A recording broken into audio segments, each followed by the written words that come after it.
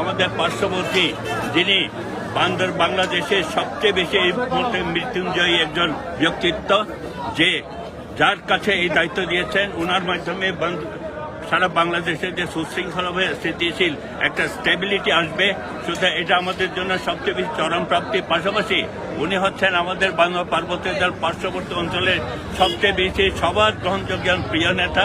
স্বাভাবিক কারণবশত ওনাকে স্বতঃস্ফূর্তভাবে সবাই অংশগ্রহণ করে ওনাকে সম্বর্ধনা দেওয়া, অভ্যর্থনা দেওয়া আমাদের বাংলা পার্বত্য জেলাবাসী সকলের নৈতিক দায়িত্ব।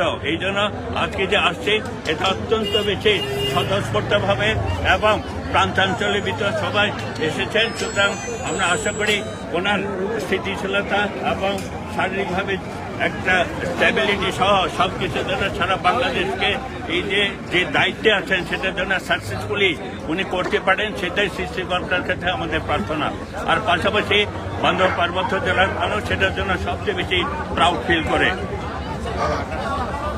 তো উনি কয়টার নাগাদ আসতে পারে? আপনার সাথে যোগাযোগ হয়েছে কিনা? এখানে কয়টার নাগাদ পৌঁছাতে পারে ওনার নিজ এলাকায়? করে এই কিছুক্ষণের ভিতর পৌঁছাবেন, এটাই আমাদের কাছে মেসেজ আছে।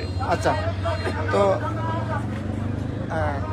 প্রিয় দর্শক, আপনারা হয়তো শুনছেন আমি যিনার সাথে কথা বলছি, উনি একজন প্রবীণ রাজনীতিক। দীর্ঘদিন ধরে উনি বান্দরবন পাহাড়ি অঞ্চল ধরে গ্রামগঞ্জের অতি পরিচিত একজন মুখ।